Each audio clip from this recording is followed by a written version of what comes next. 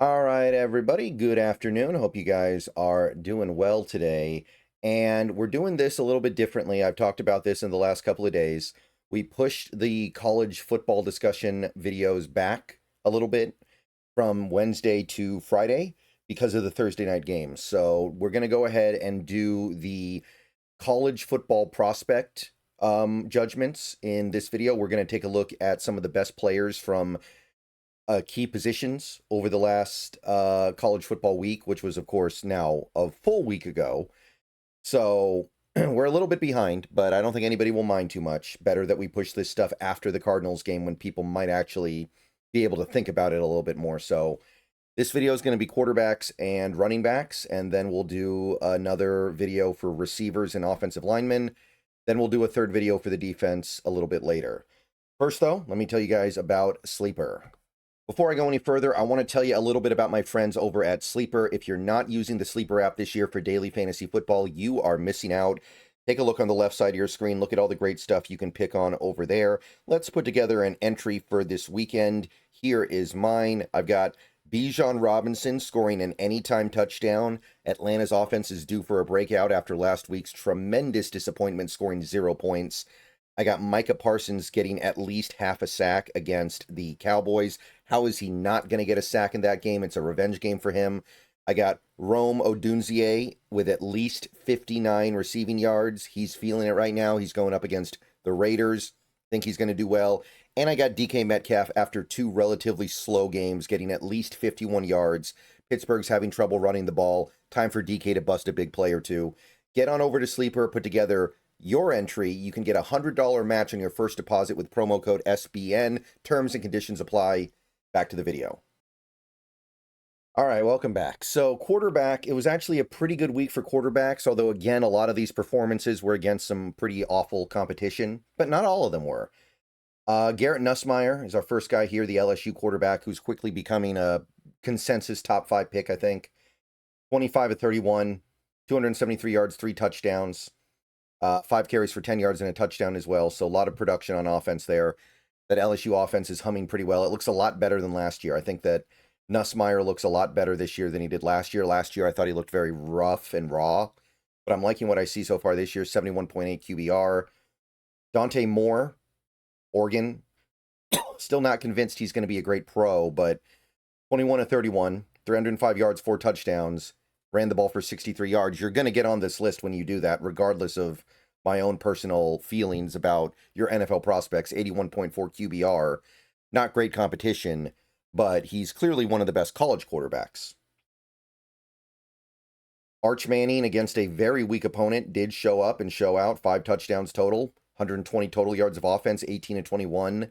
Obviously, we got some real work to do if we're going to get him to the point where he is what he was hyped to be, but good start. 81.6 QBR. Fernando Mendoza, really liking Mendoza. I'm starting to wonder if the Seahawks will be in the market for a quarterback in the draft. But if they, for some reason, are, if something happens to where they actually want a quarterback, I would really hope that Mendoza's there for us in the first and we can get him. 21-23, 267 yards, 5 touchdowns. Didn't really do a lot carrying the ball. Remember how college football works, though, where sacks are negative. So 7 carries for 4 yards isn't nearly as bad as it looks. 93.6.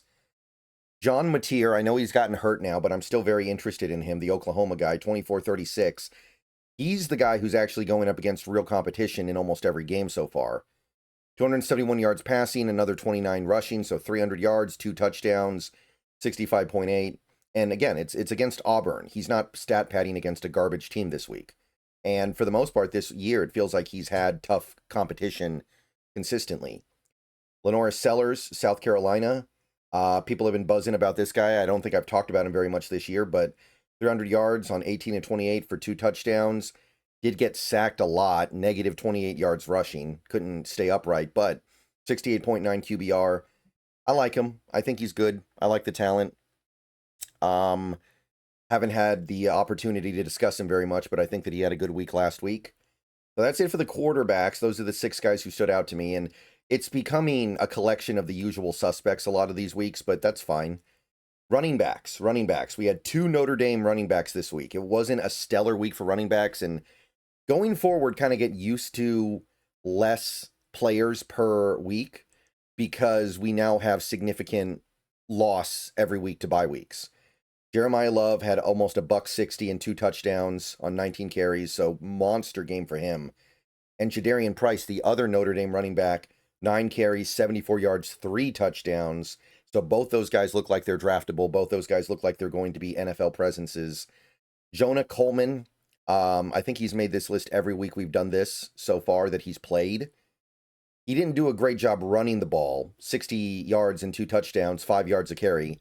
That's fine. But he had 100 yards through the air, 6 catches, 104 yards, and a receiving touchdown. So monster production, and he continues his Heisman beat. Like, he might legitimately compete for the Heisman at this rate. He may end up being a finalist. I think it'd be really hard for him to win it because he is a running back, and this is a quarterback-driven league. But Coleman is going to be one of those guys who gets presence anyway.